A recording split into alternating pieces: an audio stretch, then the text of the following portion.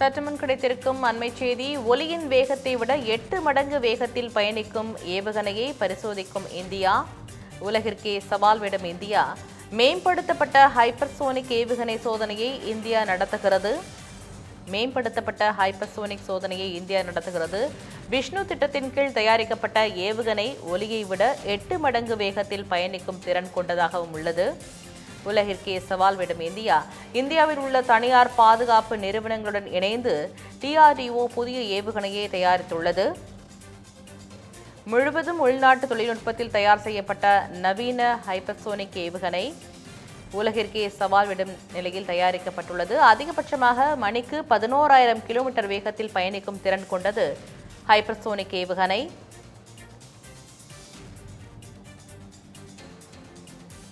உலகிற்கே சவால் விடும் இந்தியா. இது குறித்து விரிவான தகவலை தெரிவிப்பதற்காக மூத்த துணை ஆசிரியர் ஜோ மகேஸ்வரன் இணைப்பில் உள்ளார். வணக்கம் ஜோ மகேஸ்வரன், விரிவான தகவலை பதிவு செய்யுங்க.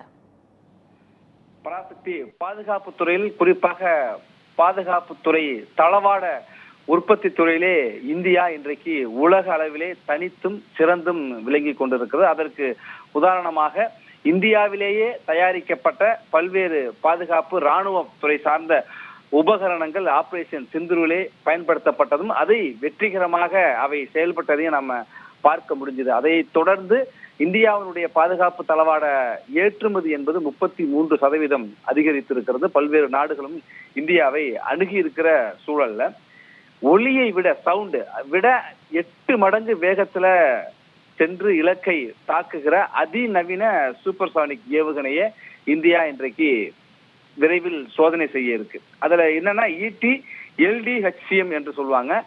இந்த ஏவுகணை 1500 கிலோமீட்டர் வரை சென்று இலக்கை தாக்கும். ஒரு மணி நேரத்துக்கு 11,000 கிலோமீட்டர் வரை செல்லும் அப்படின்னு சொல்றாங்க. ஒலியை விட 8 மடங்கு மிக வேகமாக செல்கிற அந்த ஏவுகணை. இந்த ஏவுகணையினுடைய இன்னும் என்ன சிறப்பு அப்படின்னு பாத்தீங்கன்னா, கிட்டத்தட்ட 2000 கிலோ வரை வெடிமருந்தையும் அல்லது நியூக்ளியர் பாம் விட கொண்டு போகலாம், அணுகுண்டு விட கொண்டு போறதுக்கான அந்த வசதி இருக்கு. இது இந்தியாவுடைய பாதுகாப்புத்துறையுடைய ஆராய்ச்சி மற்றும் மேம்பாட்டு அமைப்பான DRDO மற்றும் தனியார் நிறுவனங்களோடு இணைந்து முழுக்க உள்நாட்டு தொழில்நுட்பம், உள்நாட்டு உற்பத்தி அடிப்படையில இதை செய்யறாங்க. அதற்கு தான் விஷ்ணுங்கிற ப்ராஜெக்ட், விஷ்ணு அப்படிங்கிற பெயர்ல திட்டம். அந்த திட்டத்தின்படிதான் இந்த அதிநவீன ஹைப்பர்சோனிக் ஏவுகணைய இந்தியா சோதனை செய்து பார்க்க இருக்கிறது. இந்த சோதனை வெற்றிகரமாக அமைஞ்சிட்டு அப்படின்னாக்கா, இது போன்ற ஒரு அதிநவீன ஏவுகணை என்பது கொண்டிருக்கிற நாடுகள் ஏற்கனவே அமெரிக்கா, சைனா, ரஷ்யா, இந்த 3 நாடுகள்கிட்ட தான் இது போன்ற அதிநவீன ஏவுகணைகள் என்பது இருக்கு.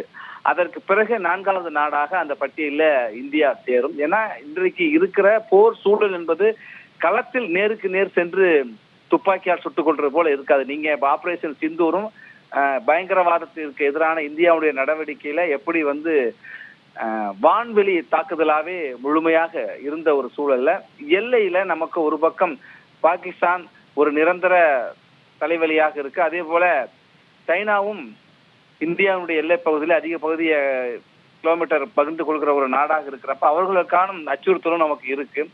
சைனாவுடைய தூண்டுதலாக இப்ப வங்கதேசம் உள்ளிட்ட இலங்கை உள்ளிட்ட நாடுகளிலும் இந்தியாவுக்கு எதிரான ஒரு அச்சுறுத்தல் இருப்பதாக புவிசார் அரசியல் வியூக நிபுணர்களால் பார்க்கப்படுகிற சூழல்ல இந்தியா இந்த அதிநவீன ஏவுகணைய சோதனை செய்வது என்பதும் புவிசார் பாதுகாப்புல ஒரு மிக முக்கிய ஒன்றா பார்க்கப்படும். அது மட்டுமல்ல, உள்நாட்டு உற்பத்தியில, உள்நாட்டு தொழில்நுட்பத்துல தன்னிறைவு பெற்றும் மிக சுயசார்போட அடுத்தடுத்து இந்தியாவுடைய ஒவ்வொரு ஆராய்ச்சியும் மேம்பாடும் செயல் திட்டமும் சோதனையும் உலக நாடுகளுக்கும் இந்தியாவுடைய தனித்துவத்தையும் இந்தியாவுடைய இராணுவம் சார்ந்த வளர்ச்சியையும் இது வெளிப்படுத்துகின்ற வகையில் இருக்கு. அந்த வகையில பார்க்கப்ப இது சக்சஸ்ஃபுல்லா முடிஞ்சிச்சு. இந்த சோதனை வெற்றிகரமா இருக்கிறப்ப சிறப்பு பெற்ற பட்டியலையும் சேர்றது மட்டுமல்ல, இந்தியாவினுடைய ஏன்னா ஏற்கனவே பயன்பாட்டுல இருக்கிற ஏவுகணைகள் கடந்த அடுத்து தயாரிக்க வேண்டிய ஒரு தேவையும் இருக்கு இன்றைக்கு புவிசார் சூழல்ல. அப்படி இருக்கிறப்ப இந்த அதிநவீன ஹைப்பர்சோனிக் ஏவுகணை என்பது இந்தியாவினுடைய ராணுவ தளவாட உற்பத்தியிலான இந்தியாவுடைய இடத்தையும் அதனுடைய தொழில்நுட்பத்தையும் ஒருபடி மேல உயர்த்துறது ஒன்றாகவும் இருக்கும். இது சார்ந்த வணிகத்திற்கும் இந்தியா, இன்று இப்போவே இந்த ஆபரேஷன் சிந்தூருக்கு அப்புறம் இந்தியாவிடமிருந்து ராணுவ தளவாடங்களை கேட்கிற நாடுகளுடைய எண்ணிக்கை அதிகரிச்சிருக்கு.